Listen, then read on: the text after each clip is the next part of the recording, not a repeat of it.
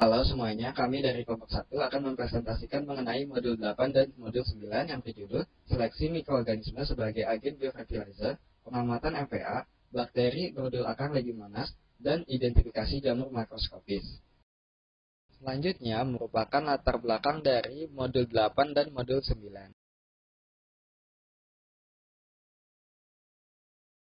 Berikut ini merupakan tujuan dari modul 8.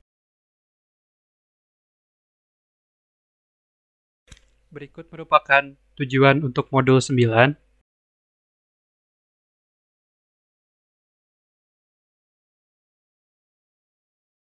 Berikut merupakan hipotesis dari tujuan modul 8.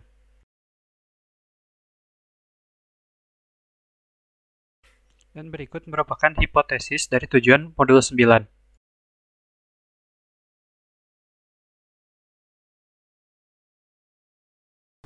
Selanjutnya terdapat cara kerja pada modul 8 dan 9. Yang pertama, ada cara kerja isolasi bakteri tanah. Berikut merupakan cara kerja dari isolasi bakteri tanah.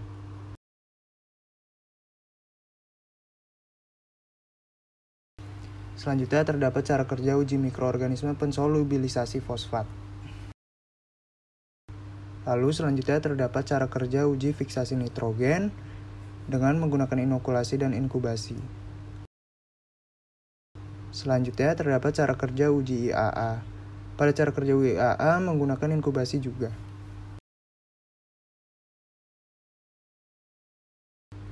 Lalu selanjutnya terdapat cara kerja pembuatan reagen Salkowski.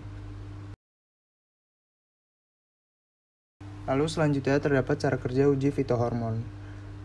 Cara kerja uji fitohormon itu diamati, diukur, dan dicatat tinggi tanaman dan panjang akar setiap hari selama 1 minggu. Lalu setelah itu dirata-ratakan per wadah tersebut, sehingga didapatkan uji fitohormon yang diinginkan. Lalu selanjutnya terdapat cara kerja ekstraksi spora MVA.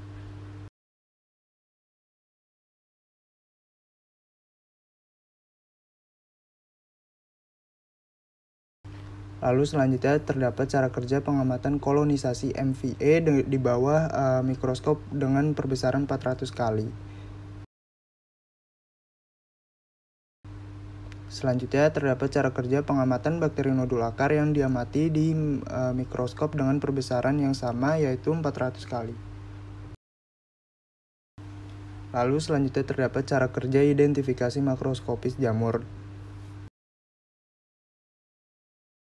Berikut merupakan hasil pengamatan modul 8 kelompok kami.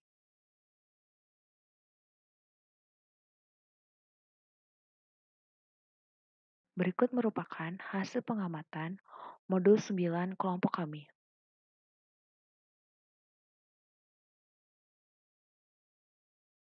Bagian selanjutnya adalah pembahasan. Poin pertama menjelaskan mengenai uji kemampuan mikroba pelarut fosfat. Uji kemampuan mikroba pelarut fosfat dilakukan dengan mengisolasi mikroba pada media selektif Picoskaya yang mengandung aluminium ortofosfat. Mikroba yang dapat tumbuh pada medium ini dianggap mampu memanfaatkan fosfat tidak larut berupa aluminium ortofosfat menjadi bentuk terlarut. Hal ini karena mikroba pelarut fosfat menghasilkan enzim fosfatase yang dapat menguraikan fosfat organik menjadi bentuk tersedia berupa fosfat anorganik. Dapat disimpulkan bahwa fosfat yang berhasil dilarutkan oleh bakteri Azotobacter crocum lebih banyak dibandingkan bakteri Bacillus cereus. Menurut Budiono 2016, semakin besar rasio zona bening menunjukkan bahwa kemampuan mikroba sebagai pelarut fosfat dari sumber P tidak terlarut semakin tinggi. Selanjutnya, uji mikroba pemfiksasi nitrogen dilakukan dengan menumbuhkan mikroba pada medium Manetolfi agar dan beroptimal blue. Medium Manetolfi agar mengandung nitrogen bebas dan berguna sebagai sumber karbon. Kondisi ini menyebabkan hanya mikroba dengan kemampuan mengikat nitrogen di atmosfer yang dapat tumbuh dalam medium. Keberadaan Bromtimal Blue menyebabkan perubahan warna medium pertumbuhan mikroba pemfiksasi nitrogen menjadi biru. Hal ini karena pada proses fiksasi nitrogen terjadi peningkatan pH akibat aktivitas mikroba dalam menghasilkan amonia yang bersifat basa. Hasil uji positif mikroba pemfiksasi nitrogen ditandai dengan perubahan warna hijau di medium menjadi kebiruan. Berdasarkan pengamatan yang sudah dilakukan, terlihat bahwa kultur Azotobacter crocum yang ditumbuhkan pada medium Manetolfi nitrogen mengalami perubahan warna dari hijau menjadi kebiruan. Selain itu, pada bakteri Bacillus cereus juga menunjukkan perubahan warna medium menjadi kebiruan. Fitohormon merupakan zat kimia yang dihasilkan oleh bagian tertentu tanaman. Bagian tubuh tanaman yang mendapatkan fitohormon akan memberikan respon balik secara morfologis, biokimia maupun fisiologis. Hormon asam absisat berperan sebagai inhibitor pertumbuhan dan perkembangan tanaman. Hormon auksin berfungsi sebagai pemicu pertambahan panjang batang dan percabangan akar. Sitokinin berperan sebagai pendorong pembuahan sel dan perkecambahan. Hormon giberellin sebagai pemicu pemanjangan batang dan perkembangan biji. Adapun hormon etilen dapat menghambat dan mendorong pertumbuhan daun, akar, batang, dan bunga. Jenis mikroba yang dapat memproduksi fitohormon auksin adalah Physolithus tincturicus, Azospirillum, dan Rhizobium.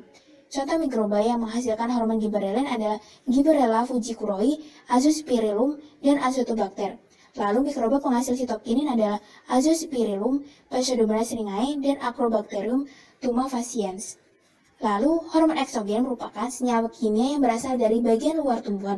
Lalu, hormon endogen merupakan hormon yang dihasilkan langsung oleh tanaman. Contohnya adalah indol acetic acid.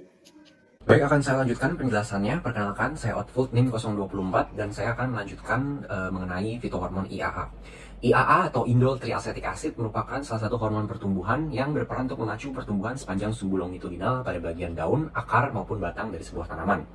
Fitohormon IAA ini dapat disintesis melalui 4 jalur. Yang pertama ada jalur indol triacetamide, di mana dilibatkan triptofan yang dikonversi menjadi IAA oleh enzim triptofan 2 monoksigenase. Jalur yang kedua adalah jalur indol tripyruvate yang merupakan konversi triptofan menjadi IAA oleh enzim aminotransferase melalui proses transaminasi. Yang ketiga itu terdapat jalur triptamin, di mana dimulai dengan proses dekarboksilasi pada bakteri, di mana triptamin itu diubah menjadi TAM dan kemudian diubah menjadi IAA oleh enzim aminooksidase. Yang terakhir atau keempat itu ada jalur IAN atau jalur indol triacetonitril, di mana IAN akan diubah menjadi IAA oleh enzim nitril hidratase. Jika kita berbicara mengenai IAA, seperti yang sudah disebutkan tadi, proses IAA itu tidak terlepas dari senyawa yang namanya triptofan. Triptofan ini adalah senyawa asam amino yang bekerja dalam mensintesis auksin. Nah, triptofan ini juga merupakan prekursor dalam sintesis auksin yang bermanfaat bagi pertumbuhan tanaman. Nah, biosintesis IAA ini sangat dipengaruhi oleh 2 faktor, yakni faktor lingkungan dan faktor genetik. Faktor genetik itu ada pada genom bakterinya yang mempengaruhi biosintesis IAA seperti lokasi gen regulator. Kemudian, faktor lingkungan yang berpengaruh itu adalah seperti pH, tekanan osmotik, keterbatasan karbon, dan penurunan laju pertumbuhan bakteri. Salah satu tahapan uji IAA ini ada tahapan di mana tanaman dimasukkan ke dalam ruang gelap. Nah, fungsi dari ruang gelap ini adalah untuk menghindari terjadinya degradasi IAA akibat sinar matahari yang berlebihan. Pada pengujian IAA, hasil indikator positifnya itu adalah perubahan reagen menjadi warna merah. Reagen yang digunakan di sini adalah reagen Salkowski. Reagen Salkowski ini berfungsi untuk melihat ada atau tidaknya senyawa berbasis kolesterol pada hasil uji. Reagen Salkowski ini dapat berubah warna menjadi merah karena dia dapat bereaksi dengan asam indol pirufat yang terdapat pada filtrat atau supernatannya, sehingga warna merah itu dapat terbentuk. Berdasarkan hasil penelitian yang kami peroleh bahwa mikroba Bacillus cereus merupakan bakteri yang mampu menghasilkan fitohormon IAA. Nah, hasil percobaan kami ini sesuai dengan literatur, di mana dikatakan bakteri-bakteri dari genus Pseudomonas, Areobacter, Bacillus, dan Klebsiella diketahui memiliki potensi dalam mengikat nitrogen dan menghasilkan hormon IAA. Nah, IAA ini mengambil peran dalam pertumbuhan tanaman melalui mekanisme pembesaran dan pemanjangan sel sekretori tanaman untuk menyokong pertumbuhan tanaman. Dan hasil yang diperoleh dapat ditentukan bahwa pemberian perlakuan fitohormon IAA komersial itu merupakan fitohormon IAA yang paling berpengaruh nyata dalam memperpanjang tinggi tanaman dan tinggi akar tanaman. Hal ini dapat terjadi sebab hormon IAA merupakan hormon yang berperan dalam pertumbuhan dan perkembangan tanaman, sehingga sintesis oleh bakteri tertentu merupakan alasan yang menyebabkan peningkatan pertumbuhan tanaman. Berikutnya akan dilanjutkan oleh teman saya. Terima kasih. Bagian selanjutnya adalah pembahasan.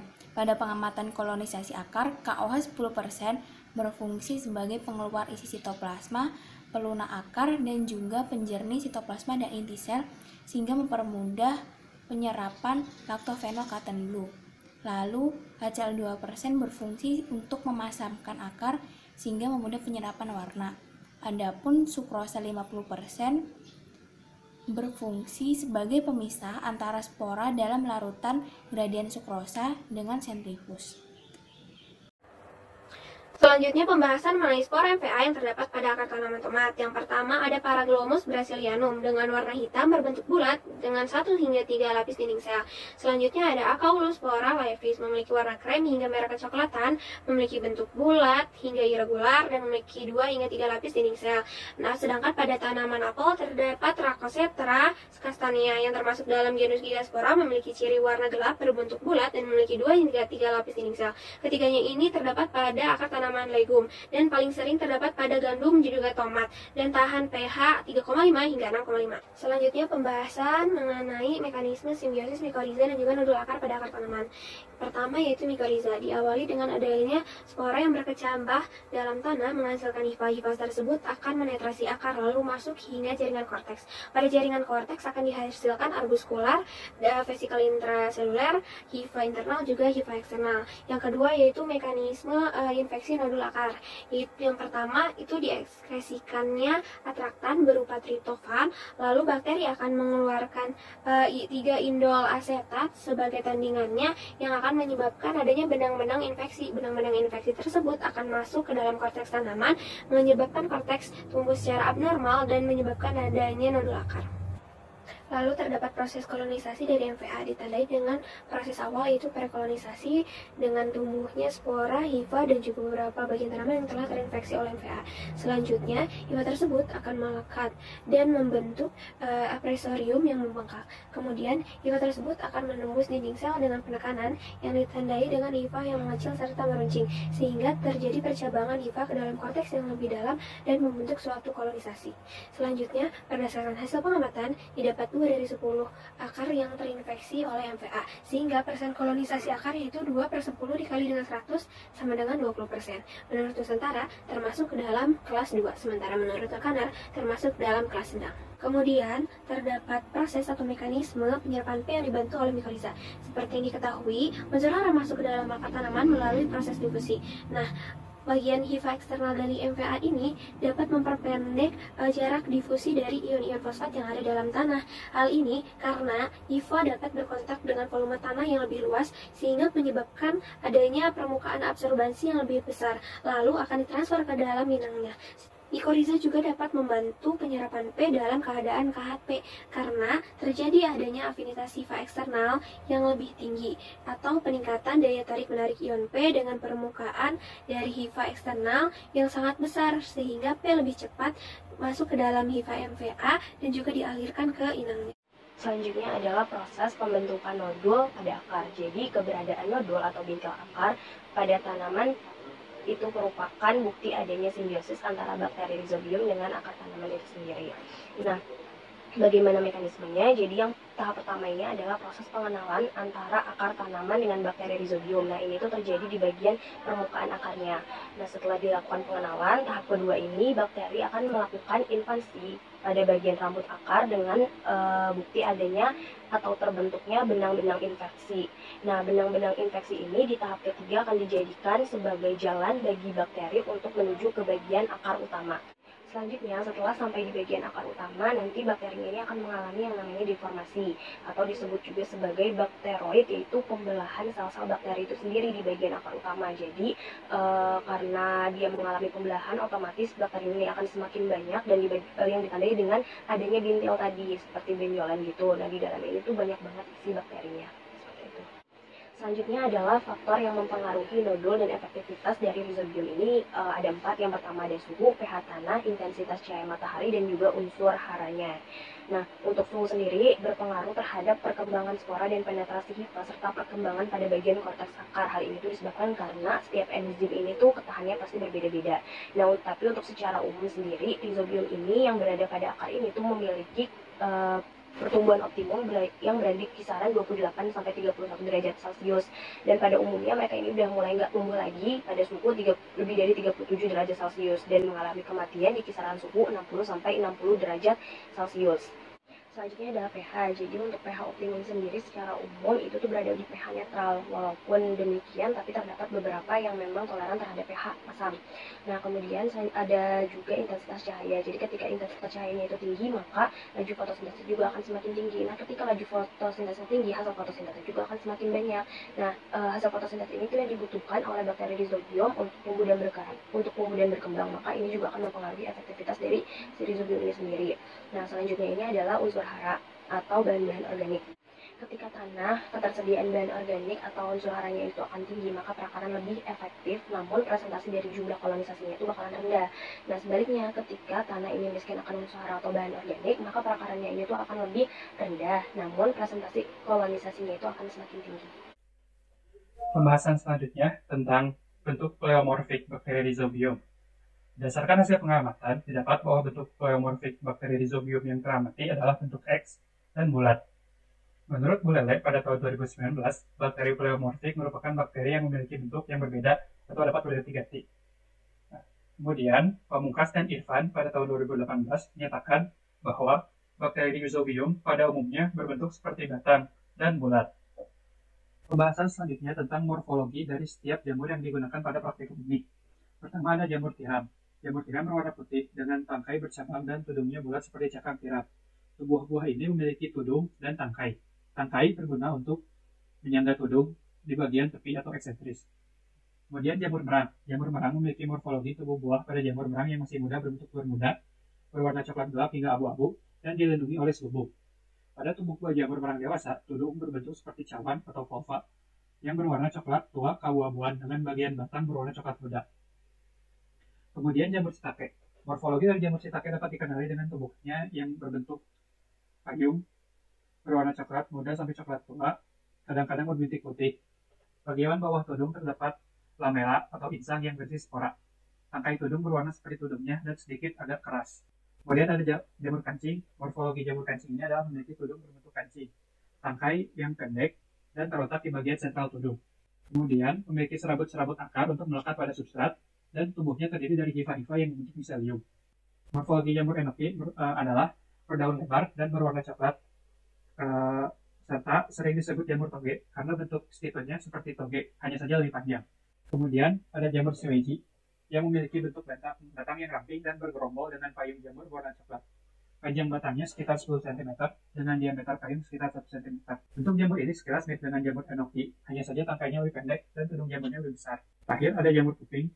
Jamur kuping memiliki permukaan luar yang steril, seringkali berurat, berburu sangat kecil, atau berambut, berwarna coklat muda hingga coklat. Kemudian, warna ini dapat menjadi kehitaman apabila jamur mengering. Permukaan dalamnya fertil, licin sampai agak berkerut, bergelatin jika basah, kemudian berwarna kuning coklat, coklat abu-abuan, coklat ungu, dan menjadi hitam jika mengering. Berikut adalah kesimpulan modul 8 kelompok kami. Berikut adalah kesimpulan modul 9 kelompok kami.